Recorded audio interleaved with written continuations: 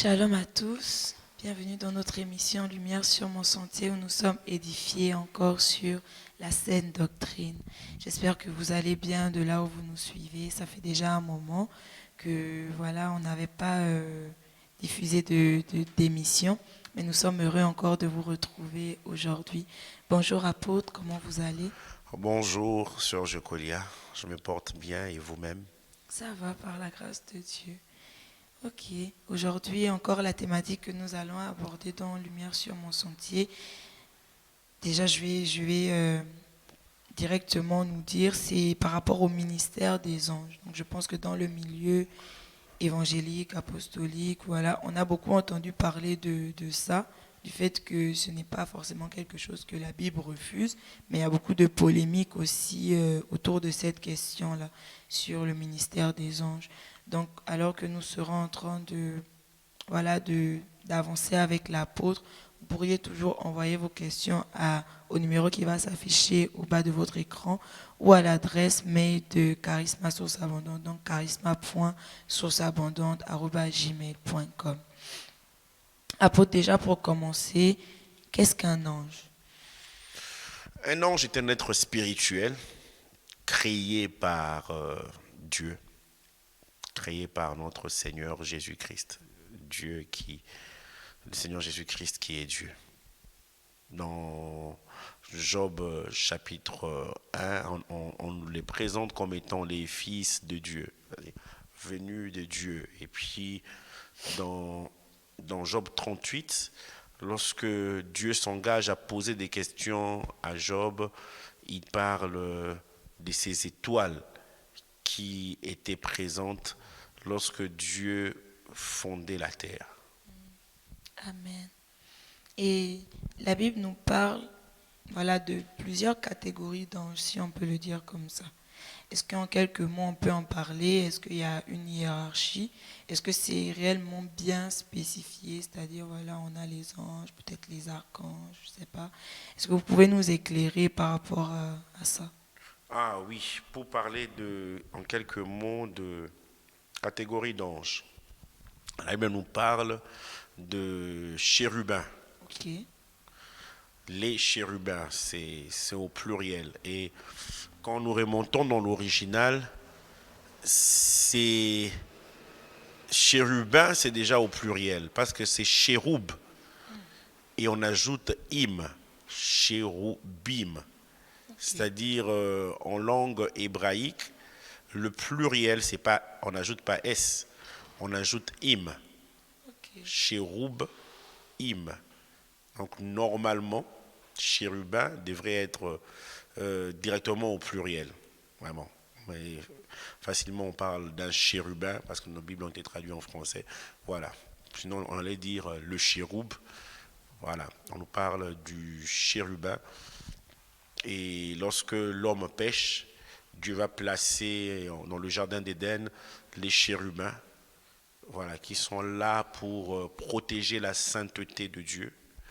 Plus tard, ces chérubins-là vont être représentés du haut du propitiatoire, c'est-à-dire le siège de miséricorde, ayant la face tournée. La Bible parle d'eux aussi. Dans Ézéchiel 28, je vais vérifier, dans Ézéchiel 28, on nous parle de... Oui, Ézéchiel 28, c'est bien ça, verset 14. Parlant de Satan, on dit, tu étais un chérubin protecteur aux ailes déployées. Aux ailes déployées. Si on réalise que souvent leurs caches sont cachées, pour Satan, bon, ici c'est Lucifer, qui signifie astre brillant. Cet astre brillant, on nous dit qu'il était un chérubin protecteur aux ailes déployées. La Bible nous parle aussi des archanges. Les archanges. Elle nous parle des archanges. Et les archanges sont... bon, la Bible nous parle des archanges, mais en réalité, d'un archange. Celui qu'on Ok. appelle directement archange, c'est Michael. Ok. Michael, c'est-à-dire le chef des anges. Arc, Wow. voilà, en grec, donc archange. On nous parle de Michael qui est là pour protéger le peuple de Dieu. certains ont ajouté quand même Gabriel comme archange, mais La Bible voilà, n'en la parle Bible n'en pas. parle pas vraiment. Gabriel comme archange, c'est lui qui avait apporté le message à Daniel, il a apporté le message à Marie, il a apporté le message à Élisabeth, plutôt au mari d'Élisabeth, Zacharie. La Bible nous parle de voilà, des archanges, si on doit ajouter, comment il s'appelle, euh, Gabriel. Là, on nous parle aussi des séraphins dans Isaïe 6. Ils avaient 6 ailes, dont 2 pour se couvrir la face, 2 pour se couvrir les pieds et 2 pour voler. Voler. Les Apôtre, séraphins, oui. apôtre, est-ce que lorsqu'on parle des 24 vieillards, ce sont aussi des anges? Ce ne sont pas des anges. Les 24 vieillards, la Bible n'est pas spécifique là-dessus. Ok. Certains pensent que ce sont des anges, d'autres même vont plus loin. Donc, pour dire que les 24 vieillards, c'est d'abord 12 tribus d'Israël, plus les 12 apôtres de l'agneau. Voilà, donc, mais c'est juste dans des suppositions, pour ne Ok. pas parler des spéculations. Voilà. Donc, nous avons les séraphins, Séraphins. Isaïe 6, on nous montre qu'ils exaltent la sainteté de Dieu. Ils nous apprennent que la vraie adoration atteint le ciel, la demeure de Dieu. C'est par ces séraphins-là que nous réalisons cela. Et la Bible nous parle aussi d'une autre catégorie des Catégorie. anges, les êtres vivants, dans Ok. l'Apocalypse, les 4 êtres vivants. Vivant. Hmm. Ils sont différents des chérubins, des séraphins et des archanges, des êtres vivants. En chacun 6 ailes aussi. Chaque être vivant a une tête. Le livre d'Apocalypse nous définit aussi les êtres vivants. Et la Bible nous parle aussi ce qu'on peut catégoriser comme étant des anges anonymes.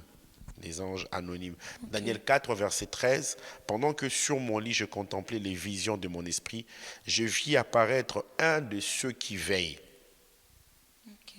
Il porte le nom des sentinelles, des veilleurs, un de ceux qui veillent, un saint qui descendait du ciel. Voilà. Amen. Voici, on pourrait dire, les 5 grandes Catégorie. catégories d'anges.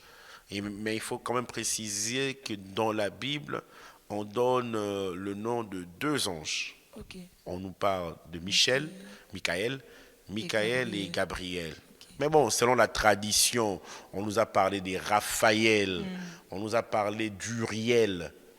Voilà, ça Est-ce c'est que la c'est vrai? tradition. Mais la Bible nous parle de Michael Ok. et de Gabriel. D'accord. Uriel, dont il est question dans la Bible, voilà, c'était un lévite, voilà, mais on ne parle pas d'Uriel comme étant un ange. Amen. Ok. Et apôtre, est-ce que dans ces 5 catégories-là, il y a une hiérarchie, c'est-à-dire certains, parce que vous avez parlé de l'archange, Michael comme étant le chef des anges. Oui, Donc, est-ce que ça veut dire il y que... a une hiérarchie. Il y a une hiérarchie, il faut faire une étude poussée quand même dans la parole de Dieu. Mais déjà, le fait que les anges soient nommés comme étant l'armée des cieux, dans une armée, il y Il y a a une forcément une organisation, il y a organisation, forcément une une hiérarchie. hiérarchie. Amen. Ok. On va réserver ça, on va laisser ça au mystère de Dieu. Mais déjà, c'est une grande armée, c'est vraiment une grande armée. Pendant que vous étiez en train de parler, moi, je me demandais, parce que vous avez cité les 4 êtres vivants comme étant des anges. Je me demandais, est-ce que c'est juste parce qu'ils ont des ailes ou, voilà, c'est pas forcément toutes les créatures dont la parole de Dieu nous parle, tous les êtres dont la parole de Dieu nous parle, qui ont des ailes, qui sont forcément des anges, ou c'est comme ça qu'on peut déjà les définir. Bon, il est vrai que dans la Bible, quand on parle des anges, on voit que c'est des êtres ayant des ailes, des Ok. êtres ailés, mais il y a eu des apparitions d'anges où il n'y avait pas forcément les ailes. Ok. Oui. Parlons d'apparition. Il y a cette question par rapport aux représentations actuelles d'anges qu'on voit un peu partout. Donc on peut souvent les voir sous une forme de bébé ailé, de soldat ailé. Est-ce qu'il y a vraiment des bases bibliques par rapport à ça? En tout cas, dans la Bible, on ne voit pas un ange bébé. Non. Sous forme de soldat, quand même, je peux accepter. Voilà. Ok. Vu, on nous dit que Michael et ses anges combattirent. Voilà, dans Apocalypse 17, je pense, ils combattirent le dragon et ses anges. Donc, il y a ce côté d'anges qui combattent. Ok. Voilà, donc dans la Bible, on ne trouve pas des bébés, des anges bébés. Mais est-ce En tout cas, bien je ne l'ai pas alors encore vu. de faire des représentations comme ça? Parce que la Bible nous parle du fait que on ne devra faire aucune représentation de ce qui est en haut dans les cieux, en bas sur la terre. Est-ce que c'est bien de vouloir se représenter ces anges-là? Bon, moi je pense que on n'a pas besoin de représenter. Voilà, on doit faire très attention dans les représentations. Facilement, ça vire à Ah, autre à autre chose. chose. Oui, ça vire au culte d'anges. Beaucoup d'églises se sont retrouvées dans ça.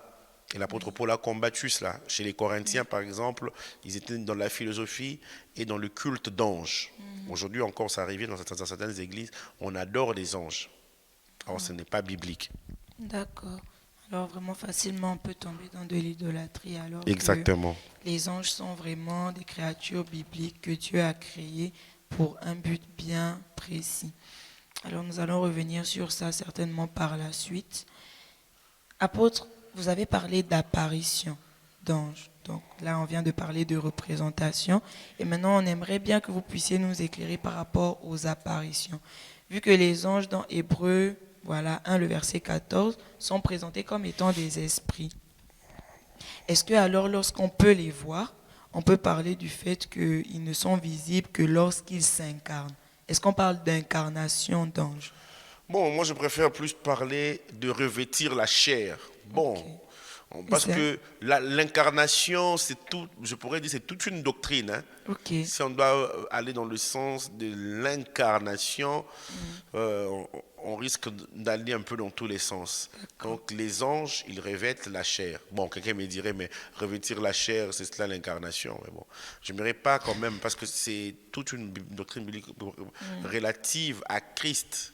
Voilà, Ok. c'est Christ qui a été incarné, Incarné. Dieu venu en chair. Donc voilà, il revêtent la chair. C'est ce que moi je peux dire. Est-ce qu'on peut, pas forcément associer, mais parler de la même chose lorsque peut-être on parle de, pas de possession, mais le fait que bah il y a des esprits qui viennent dans des hommes. Parce que lorsqu'on parle de revêtir la chair, c'est un peu comme si ils rentraient dans des hommes déjà Non, en chers. tout cas, nulle part dans la C'est- Bible, on nous parle d'un ange Non. qui est entré dans l'homme. Ok, Non, nulle amen. part. D'accord.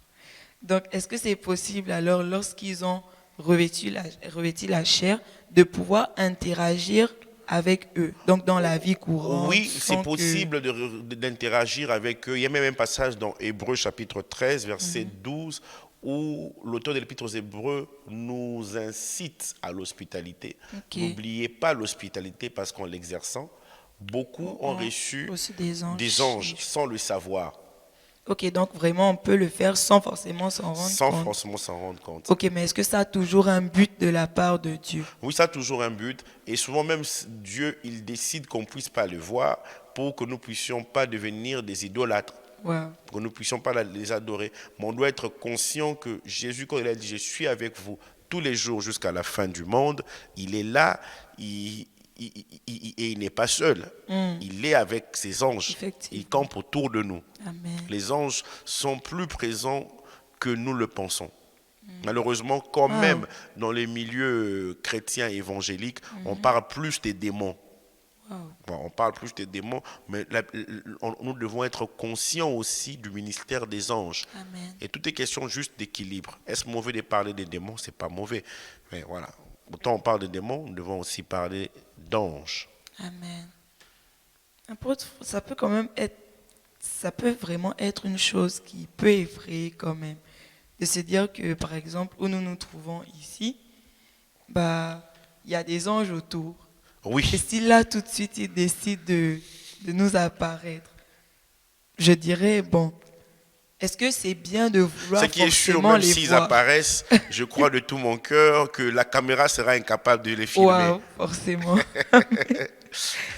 C'est nous qui serons conscients, mais ceux qui nous Oui, suivent là ne verront pas l'apparition d'anges. waouh. Alors qu'on doit faire très attention. Il y a quelques années, j'ai vu un pasteur, lui, il disait que lui faisait apparaître des anges. Waouh. C'était de la pure comédie. Ouais, c'était pas.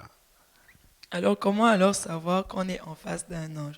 Mais ajouter à cette question, j'aimerais savoir, est-ce que ce n'est pas de la mauvaise curiosité de se dire, je veux savoir si je suis en train de parler avec un ange ou pas, c'est-à-dire commencer à éprouver même un peu les humains avec lesquels on vit, les personnes qu'on reçoit chez nous en se disant, ah, ça peut être un ange.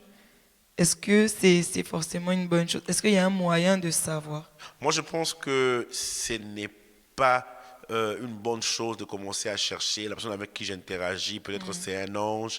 Et dans la parole de Dieu, certains, comme il est dans Hébreux 13, verset 2, ils ont reçu des anges chez eux sans le savoir. Oui. Sans le savoir.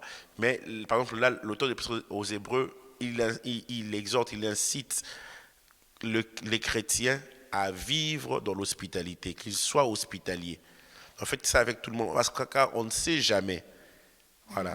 Et dans Actes chapitre 12, la Bible nous parle de Hérode qui commence à persécuter, il maltraite l'Église, il fait décapiter Jacques, frère Oui. des gens.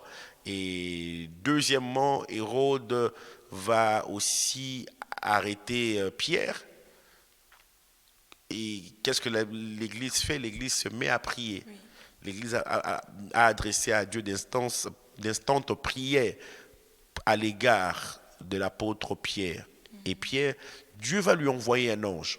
On voit cela dans Actes 12. L'ange va le réveiller, les chaînes qui étaient sur lui vont tomber, ils vont passer la première porte, la première garde, la deuxième garde, la troisième garde qui était une porte de fer va s'ouvrir d'elle-même. Il va arriver jusque dans la ville et l'ange va disparaître. Et c'est après que la Bible nous dit, revenu à lui-même, parce que lui, il pensait même avoir une vision. Revenu à lui-même, il s'est dit, ah, vraiment, je vois maintenant que Dieu m'avait envoyé son ange.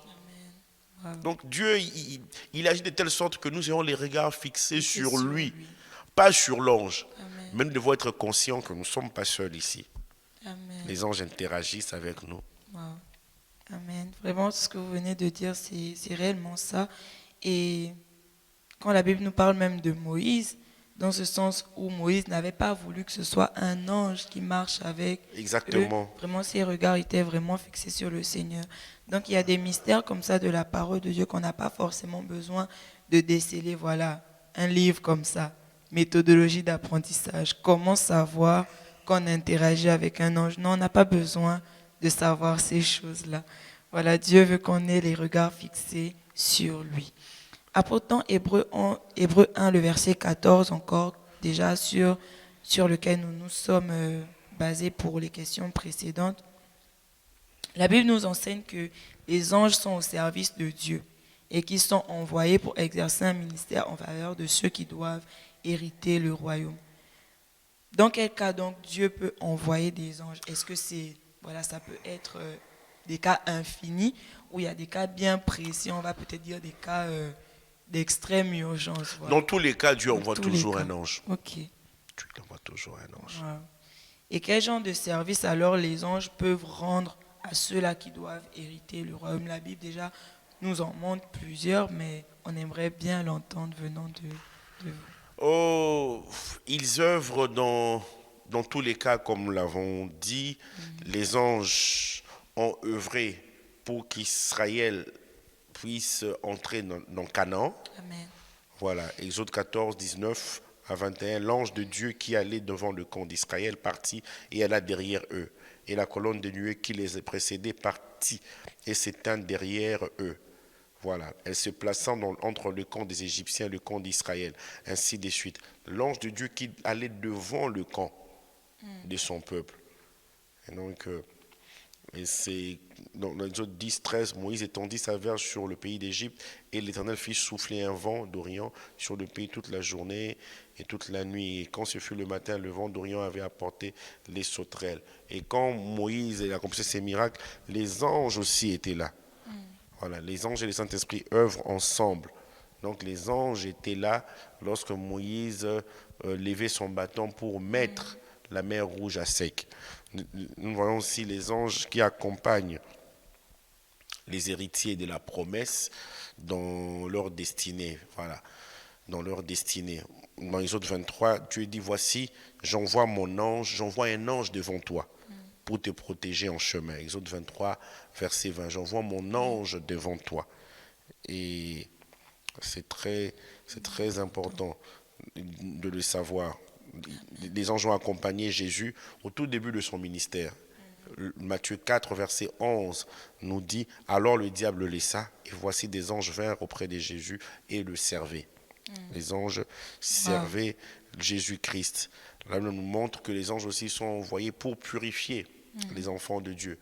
Dans Zacharie chapitre 3, Satan est en train de condamner Josué le sacrificateur, et on nous dit il y avait un ange qui se tenait debout, qui se tenait juste à côté de Josué. Et l'ange prenant la parole dit à ceux qui étaient devant lui, Josué 3, 1 à 5, ôtez-lui les vêtements sales, puis il dit à Josué, voici je t'enlève ton iniquité et je te revêts d'habits de fête. Amen. Je te revêts d'habits de fête. Et donc c'est un ange aussi, l'un des séraphins, tenant à la main une pierre ardente qui est allé toucher la bouche et les lèvres du prophète Ésaïe, dans Ésaïe chapitre 6. Et les anges aussi délivrent. Parce que lorsque cet homme il est dans la fosse au lion, dans Daniel 6, Daniel lui-même il va dire au verset 22, Daniel 6, mon Dieu a envoyé son ange et fermé la gueule des lions. Mon Dieu a envoyé son ange qui ne m'ont fait aucun mal parce que j'ai été trouvé innocent devant lui. Quand tu te trouves innocent dans une affaire, Dieu il envoie son ange et aucune bête féroce, aucun lion dans la fosse ne peut te déchirer. Amen. Et Amen. c'est très important. Les anges aussi dévoilent des secrets divins relatifs à l'avenir. On voit que Daniel, qui a été appelé le bien-aimé de l'Éternel, il avait reçu des secrets divins parce que Dieu lui avait envoyé un ange. Et même Apocalypse, voilà, le dernier livre de la Bible, le Saint-Esprit, par Jésus-Christ, a envoyé un ange. Apocalypse 1, verset 1. Révélation de Jésus-Christ que Dieu lui a donné pour montrer à ses serviteurs les choses qui doivent arriver bientôt et qu'il a fait connaître par l'envoi de son ange, par l'envoi de son ange à son serviteur Jean.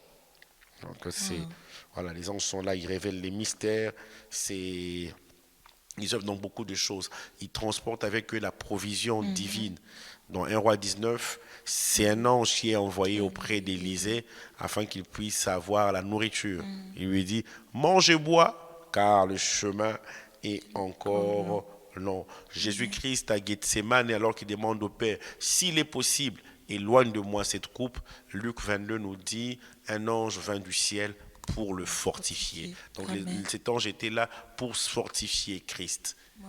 Voilà. Donc il y a tellement, les anges apportent les réponses à la prière. Daniel 9, 23, lorsque tu as commencé à prier, la parole est sortie et je viens pour te l'annoncer, car tu es un bien-aimé. Voilà, donc je suis venu pour te l'annoncer.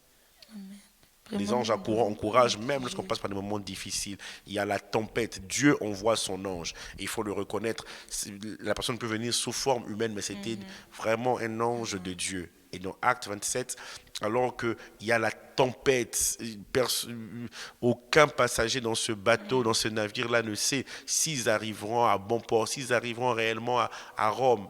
Il n'est paru ni le soleil, ni les étoiles. Il n'y avait rien pendant de longs jours.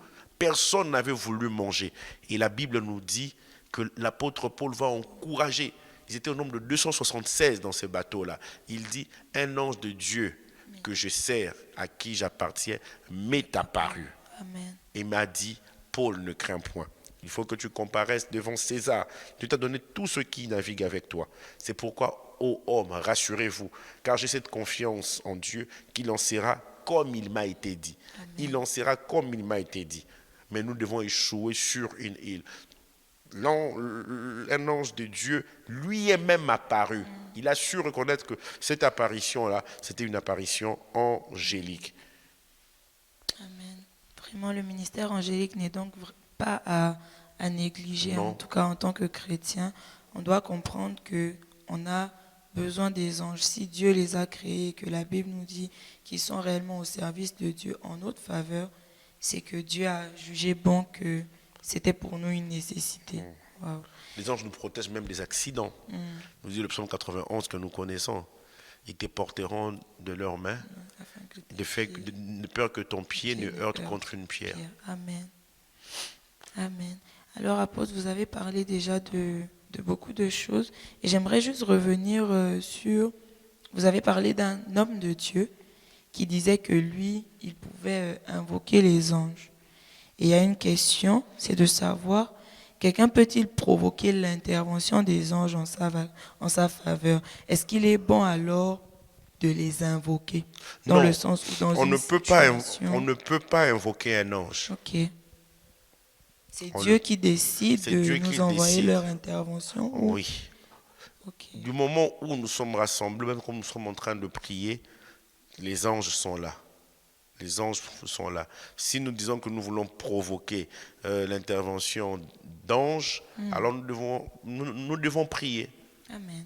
Nous devons prier, nous devons être des adorateurs. C'est en allant brûler le parfum. Ces jours-là, Zacharie va voir l'apparition de l'ange. Amen. Donc pour celui qui prie, les anges interviennent. Dieu va forcément... Voilà. Et lorsque nous invoquons le sang de Jésus, parce que elle nous dit quoi? Ils l'ont vaincu à cause du sang de l'agneau. Voilà, c'est nous qui invoquons le sang de l'agneau. Et puisque le sang de l'agneau est invoqué, c'est comme si dans Apocalypse 12, ça donne la force même aux anges de combattre. Et c'est ainsi que les anges même sont devenus victorieux dans ce combat-là. Amen. Et la Bible dit, ils l'ont vaincu à cause du sang de l'agneau et de la parole de leur témoignage. Amen. Apôtre, est-ce qu'on peut se dire, déjà vous avez dit qu'on ne doit pas invoquer les anges. Donc on doit simplement, comme vous l'aviez dit plus tôt, fixer nos yeux sur le Seigneur et c'est lui vraiment qui disposera les choses, qui mettra en œuvre le ministère angélique. Mais alors est-ce que je vais vraiment, j'ai envie de dire, je vais ouvrir ma tête à une théorie possible. La Bible nous dit que Dieu a dit de nous, voilà, dans ce passage-là, j'avais dit de vous, vous êtes des dieux. Donc, est-ce qu'on peut alors se dire que entre chrétiens et anges, on peut avoir de l'autorité sur eux? C'est-à-dire, un chrétien peut-il ordonner ou interdire quelque chose à un ange ou à des anges? Ou encore disposer de comme il le souhaite? On ne peut pas interdire quelque chose aux anges parce que Hébreux 1, verset 14, que vous avez mentionné depuis le début de cette émission, voilà, ne sont-ils pas, voilà, des saints, voilà, ne sont-ils pas ces êtres envoyés afin d'exercer un ministère auprès de ceux qui doivent hériter du salut? Voilà, ils sont là pour nous. Ils sont là pour nous. On doit juste être conscient. On doit être conscient. Voilà, on peut dire, Seigneur, voilà, je viens de déclarer que les anges de la provision, voilà, libèrent cette provision. Nous, on parle au Seigneur. On parle, on ne s'adresse pas aux anges. Amen. On ne s'adresse pas aux anges, c'est très important. On parle au Seigneur. Amen. On parle au Seigneur. Donc, ils sont là en notre faveur. Donc, on ne peut pas leur interdire quoi que ce soit. Ils sont là pour nous. Amen. Ils sont là pour nous. Voilà. Il est vrai qu'ils sont puissants en force, ils voient la face de Dieu, mais Jésus-Christ n'est pas mort pour les anges. Il est mort pour les humains. Amen. Apôtre, dans Job 33, le verset 23 à 24, la Bible nous dit: mais s'il se trouve pour lui un ange intercesseur, un d'entre les 1000 qui annonce à l'homme la voie qu'il doit suivre. Dieu a compassion de lui et dit à l'ange, délivre-le afin qu'il ne descende pas dans la fosse. J'ai trouvé une rançon. Nous avons parlé des catégories d'anges et ici la Bible nous parle comme des anges intercesseurs. Donc, est-ce que c'est une autre catégorie d'anges aussi qui joue Je vais un trouver rôle le passage exclusif? d'abord. Job 33, Oui, oui, 23 à c'est un 24. passage que j'aime. Il est important que nous puissions lire le contexte pour mieux saisir ce que le Saint-Esprit veut nous dire et voir aussi dans d'autres versions. Oui, Seigneur nous dit, s'il se trouve auprès de lui un ange interprète, version Martin, que s'il y a pour cet homme un messager, parce que les anges sont des messagers, un ange intercesseur, second 21, la version d'Arby, s'il y a pour lui un messager, un interprète, Osterval nous dit, s'il y a pour cet homme quelques anges médiateurs, voilà, et c'est toujours la même chose, voilà, c'est vrai. Donc vous avez dit, est-ce que c'est une autre catégorie d'anges Qui joue un rôle exclusif d'intercession, de médiateur, de messager. Oui, on peut le dire, un d'entre les 1000 qui annonce à l'homme la voie qu'il doit choisir. Ok. Voilà, un d'entre les 1000. Un d'entre les 1000. Mais on peut regarder aussi cela sous un regard, je pourrais dire, de rédemption. On pourrait dire que cet ange-là, c'est Christ. Waouh. Si se trouve un ange intercesseur, un d'entre les 1000, c'est-à-dire il y a des milliers d'anges qui annoncent à l'homme la voie qu'il doit suivre. Parce que même lorsque l'ange agit, il agit sous la direction de Jésus-Christ. Amen. Mais après, si on regarde de cette manière, dans le sens où on se dit, ça peut être Christ. Et après, on dit même, Dieu a compassion de lui et dit à l'ange, délivre-le, afin qu'il ne descende pas dans la fosse. J'ai trouvé. Fait une rançon. Vous voyez, Ok. la rançon fait directement référence à Christ. Il dit, Dieu a compassion de lui et dit à l'ange. Un ange intercesseur. Romains 8, Hébreux 7 nous parle de Jésus. Voilà, Christ est mort bien plus, il est ressuscité, il intercède pour nous. Il intercède pour nous. Donc Romains 8, verset 31. Dans Hébreux 7, nous avons voilà, un intercesseur voilà, auprès du Père. Donc Jésus, il continue d'intercéder pour nous. Ok. Après, donc, si on dit, vraiment, j'ai envie de pouvoir le voir de cette manière et en faire aussi un de mes passages vraiment préférés de la Bible. Et j'aimerais savoir, quand on dit un d'entre les 1000, qui sont ces 1000? Ce sont des anges ou ce sont d'autres anges intercesseurs aussi? Parce que, Un d'entre 1000, ce sont les anges. On juste, pourrait, oui. donc c'est pas forcément un chiffre sur lequel on doit forcément s'arrêter. Bon, Ou on c'est- pourrait aussi s'arrêter, on pourrait dire que pour chaque personne, on peut se Ah, permettre, hein, Dieu, voilà, Dieu affecte au moins 1000 anges. On pour pourrait se chaque dire ça. personne. On pourrait dire ça aussi. Mais si se trouve pas pour lui un ange intercesseur, un d'entre les 1000, un d'entre les 1000. Et maintenant, il faut le voir aussi théologiquement. Qu'est-ce que cela signifie 1000? Est-ce que c'est réellement comme 1000 tel que nous le voyons? Le Seigneur nous dit un parmi les milliers. Un parmi les milliers. Ne serait-ce qu'un sur les 1000 qui annonce à l'homme le chemin à suivre, second 21. Martin dit un d'entre 1000. Voilà, un entre 1000, Darby, un entre 1000, Osterval. Voilà, King James dit one among a thousand.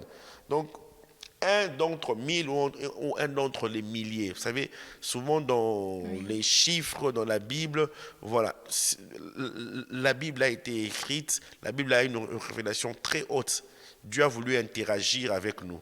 Je pense que quand on sera au ciel, on va être étonné de certaines significations. On se dira, ah ok, c'est ce que ça représentait vraiment. C'est Amen. très important de comprendre aussi sur cet angle-là. Apôtre, on va juste terminer sur cette question, donc toujours en rapport avec ce passage de Job 33. à part les 1000, les anges en général, est-ce qu'ils ont la possibilité d'intercéder pour nous, pour les hommes?